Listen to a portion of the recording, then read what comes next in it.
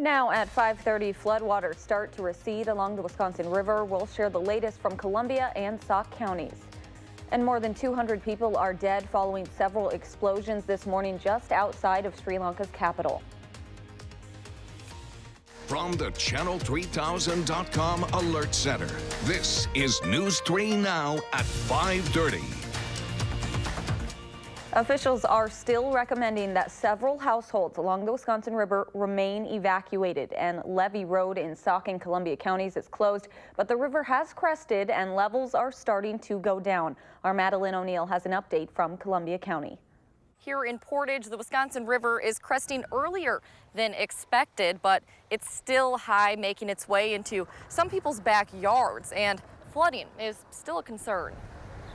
It's the first time it's as high as it is. With a house right along the water in Portage. I have a sunroom that I watch the water every day. Juan Fernandez and his family keep an eye on the Wisconsin River. I hope it doesn't go over. Hoping the biggest threat the stream carries is to a toy. It's really high compared to what it usually is. We stacked some rocks just to see the water going up, and it's still going up. Those two rocks were above the water yesterday. They're not the only ones peering out. Just was out for a drive and heard the river was kind of up, and so I just wanted to take a look and see what was going on.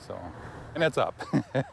After living near the area for about 20 years, Philip Moore says the river is about as high as he's seen it. We can come see where it is flooding and then go back home. But the flooding is close to home for the Fernandez family. No, we're not scared for now. Hopefully the water's going to go down soon. We're expecting over the next 24 to 48 hours, the river will start dropping pretty significantly. Perhaps watching the most closely is the DNR. Fortunately, some dams upstream on the Wisconsin River did us some favors and you know, kind of let the water come down a little more slowly, which really helped out with the flooding situation. The impacts have been relatively minimal. Mike Hillstrom of the DNR says the river crested Sunday afternoon at about 20 feet. That's about a half-foot lower than the highest prediction. Just even that little bit of difference can have a big impact on people's basements or people's yards getting flooded. That's a relief for people like Fernandez. I'm thankful that the water stays there. Officials are keeping a close eye on Wisconsin River levels along with the forecast, with potential rain predicted. Reporting in Portage, Madeline O'Neill, News 3 Now. The DNR says even with a moderate rainstorm, there will likely be a slower flow of water than we saw with the big snowmelt that brought water levels up the past couple of days. Officials expect evacuees will be able to return home in the next couple of days as the river goes down. Authorities in Iowa County are preparing for flooding later this week. The National Weather Service is forecasting minor flooding of the Wisconsin River near Muskota. The river is expected to reach around 9.4 feet, about a half a foot above flood level. Besides Muskota, houses in Boscobel could also be impacted. Officials are reminding people to turn around if you see flooded roads. Let's get a look at your first alert weather with Dana Fulton out on the patio. It was a dry, pretty beautiful day around here, Dana. It really was, Amanda. Even right now, we have a lot of sunshine. It's going to stay sunny for the next few hours. The clouds kind of building in for us later on this evening and overnight, so you don't have any hiccups in the forecast right now. Our Doppler track has stayed quiet. Our visible cloud track also quiet. Temperature-wise, 80 degrees are high for the day. We're already backing off just a little bit in Madison, 78 right now. Of course, we haven't been in the 80s since October, so it was a very welcomed Easter gift for us. 81 in Janesville and in Platteville right now. Temperatures are fine, but it is still windy outside. Our wind speed's kind of hovering around 15 to 20 miles per hour currently. That warm air isn't just for southern Wisconsin, much of the northern Midwest. In a nice spot right now. Dew points are slowly creeping up for us. Right now we're about 40 in Madison, but notice west and north, we're seeing those dew points get into the low 50s. And that has climbed quite a bit in the last 24 hours. And we're going to steadily watch those dew points climb as we head overnight and for tomorrow. Although we're expected to stay nice and dry tonight, our breeze is still going to be a factor heading into tomorrow morning. Temperatures will fall to the mid-50s for overnight lows, so mild early in the day.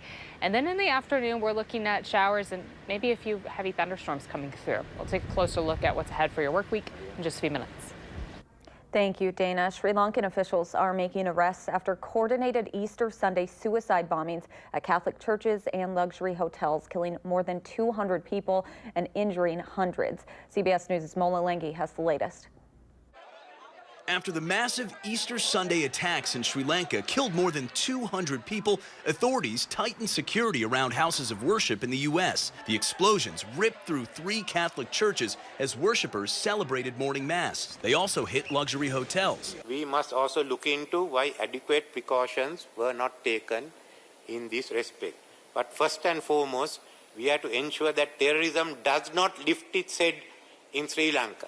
Officials say the coordinated attacks were carried out by a single group that has not been identified. More than a dozen suspects were being held in connection with the suicide bombings. Sri Lanka shut down social media and imposed a curfew in the capital, Colombo, after the attacks. The country is still recovering from a long and bloody civil war. During the 30 years of civil war, we had lots of explosions in Colombo. We are used to our airport getting blown up and the central banks, things like that. But it's been 10 years of peace, and we got used to that. Officials say a few dozen foreigners, including several Americans, are among the dead. Around the world, leaders condemned the latest act of large-scale terror. At the end of his traditional Easter Sunday blessing, Pope Francis denounced the violence and said he prays for the victims. Mola Lenghi, CBS News. No one has claimed responsibility for the attacks. Sri Lankan officials say religious extremists were behind them. Around the state tonight, police say the mother of 2 young children who were found dead inside a Seymour home is safe. Seymour police have yet to identify any suspects after the 3-year-old and 3-month-old girls and a 35-year-old man were found dead inside a home on Friday morning. The investigation has been turned over to the Department of Criminal Investigation within the Wisconsin Justice Department. The victims have not been identified yet. A beating at a Berlin, Wisconsin high school that was recorded and posted to Facebook is under investigation. The video shows a student repeatedly punching another student in the head. In a press release, the Berlin Police Department says the high school administration is working with the police department to ensure that the matter is thoroughly investigated. According to students, that student has been suspended, but the district did not confirm that information. A new report says Wisconsin is among the states with the largest decline in higher education spending per student. The study by the State Higher Education Executive Officers Association shows the state's higher education funding is down by more than 8% from 2013 to 2018. Only Mississippi, West Virginia, and Oklahoma have seen larger declines. Overall, the U.S. saw a more than 15% increase in state spending per student. UW Health is celebrating an award they didn't earn in their clinic, but in their cafeteria. Amy Reed joins us now to explain what the hospital did to receive this national recognition. Right, we all know that eating well is part of our overall health, and UW Health is reinforcing that by example, all while taking on an issue facing hospitals across the globe. In the last 2 years, the hospital has switched to antibiotic-free meat in 95% of their pork, beef, chicken, and processed meats. The nonprofit Practice Green Health, which works with hospitals to be more sustainable, just recently awarded UW Health a Circle of Excellence in Food Award for this accomplishment. Aside from creating healthier meals for their patients and staff, doctors with UW Health say using this antibiotic-free meat helps cut back on antibiotic resistance, which the World Health Organization has listed as one of the biggest threats to global health, food security, and development today. By limiting the amount of antibiotics in our food supply, the bacteria are less likely to generate resistance. Therefore, when people do acquire infections, we're able to use more effective medication with less toxicities. This is part of a wide push within UW Health for sustainability. They're also focusing on less waste, smarter purchasing, cleaner energy, and safer chemicals. And their recognition for these efforts comes at the perfect time, with Earth Day being tomorrow. All right. Thank you so much, Amy. Coming up on News 3 Now at 5:30, taking advantage of this beautiful Easter Sunday by serving others. How our community is giving back today.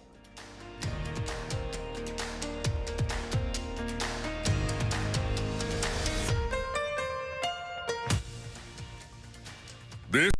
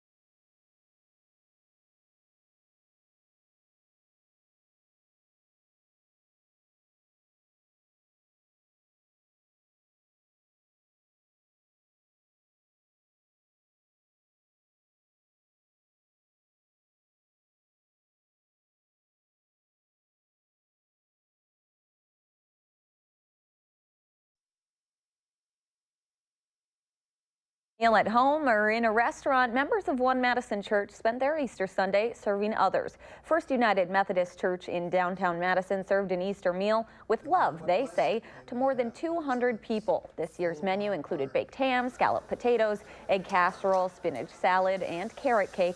Children received Easter baskets and a surprise visit from the Easter Bunny. Although today may have different meanings for different people, organizer Karen Andro says showing love is what it's all about. Common thread is love. At the heart of everything that we do and we serve here and throughout this community is love, is showing that through action. This marks the 37th year the church has served the Easter community meal. First United Methodist also has a community meal on Christmas Day. April showers may bring May flowers, and May flowers bring bees to pollinate the blooms. And a local restaurant is helping protect bees and their role in our ecosystem. Fuegos on Willie Street is offering free dessert with the purchase of a $10 bee kind bracelet made by a local artist. Money from the Save the Bees program will benefit beekeeping in Dane County. We like to give back to the community, as most people know that this was built on a healing process for our family, so we wanted to give back as well. The offer at Fuegos can be redeemed at the restaurant and online orders with the code Fuegos at checkout. When we come back, Dana Fulton has a look at the rain showers coming our way this week and when we can expect the sun again.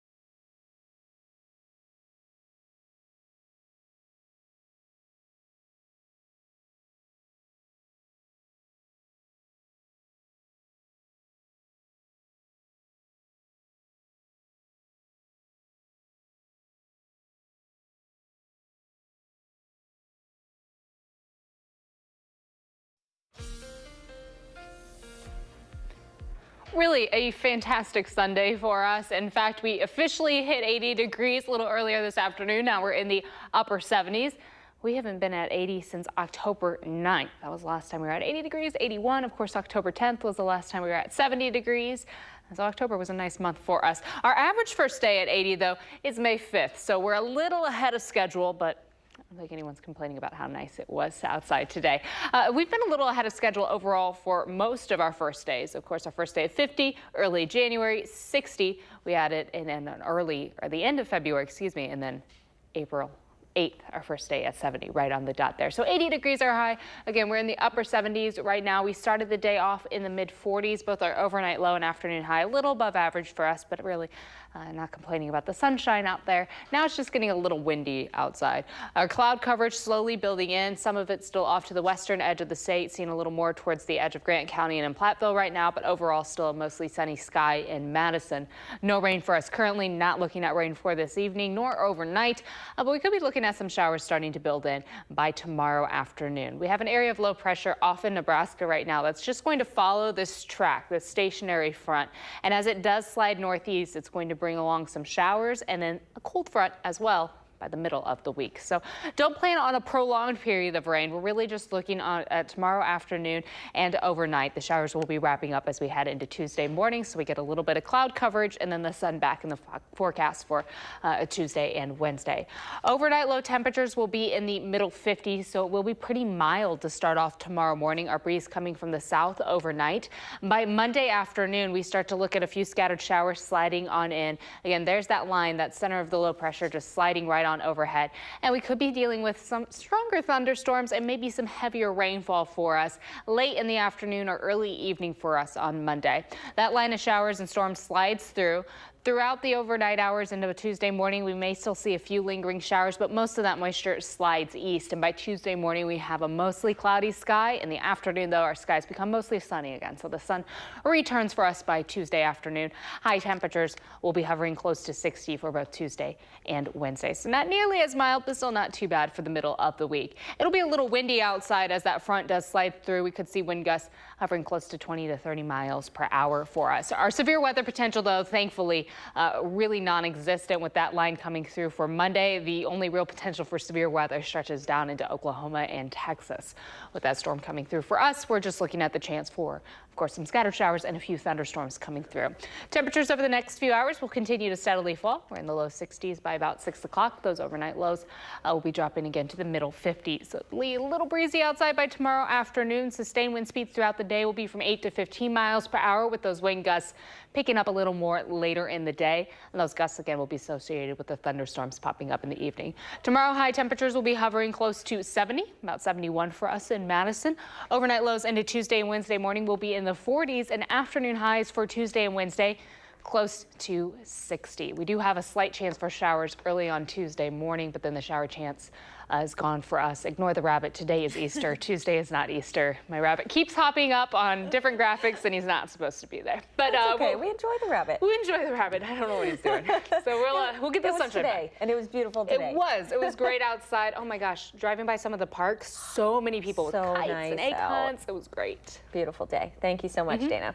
Highlights from an Easter Sunday showdown between the Brewers and the Dodgers. We'll head to Miller Park next.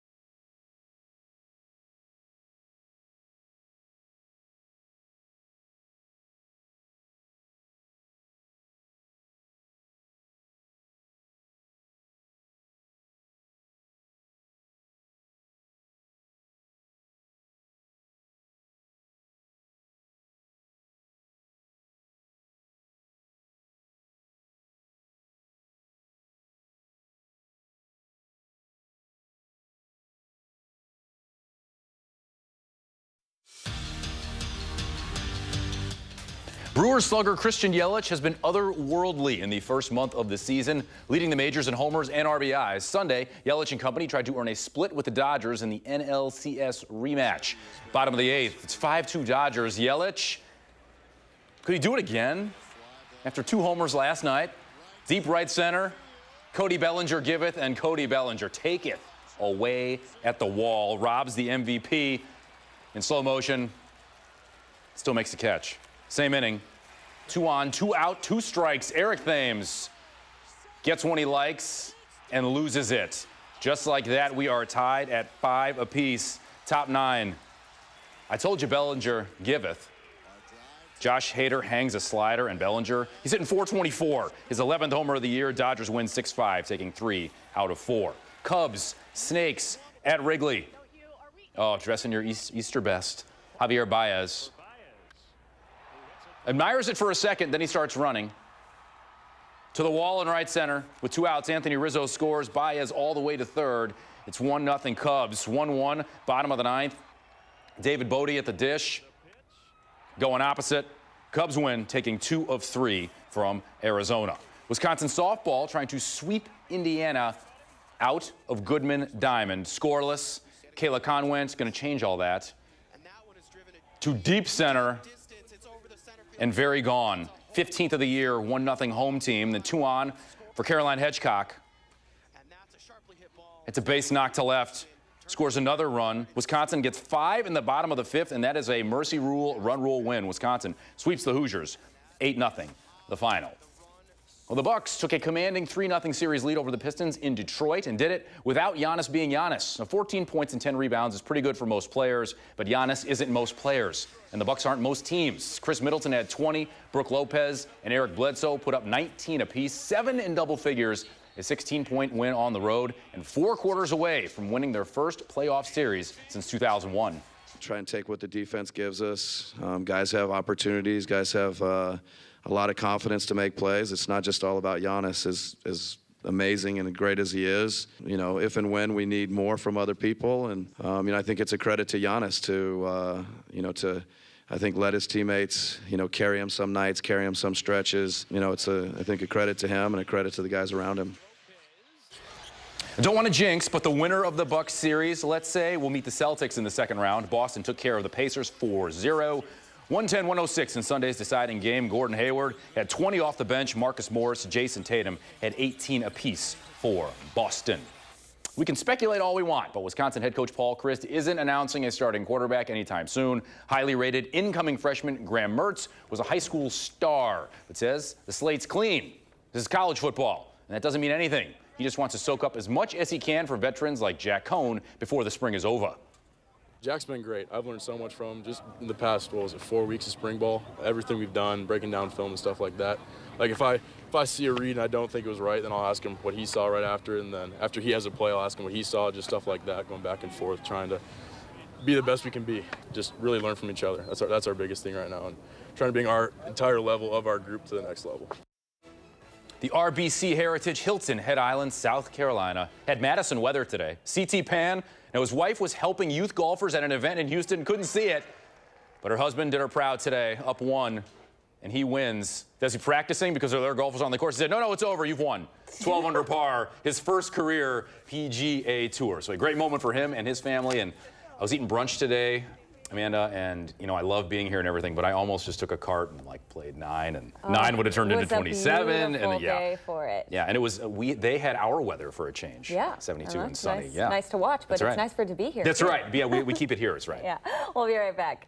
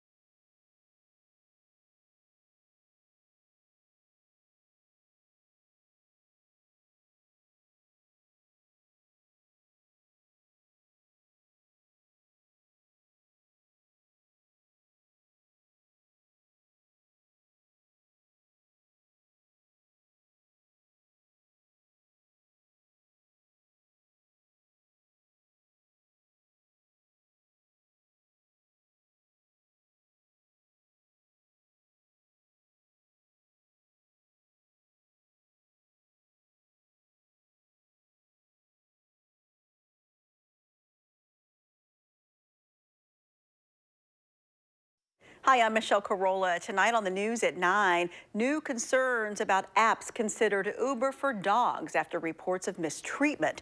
Just how well these apps screen their employees, it's all tonight on Fox 47. A beautiful day today, but we do have some rain on the way. We do. We have some scattered showers and a few thunderstorms possible heading into Monday. Tuesday, there's a slight shower chance early in the morning. Notice your temperatures are going to be just a little cooler, close to 70 on Monday, close to 60 for Tuesday and Wednesday. And then another chance for showers coming in for Thursday afternoon.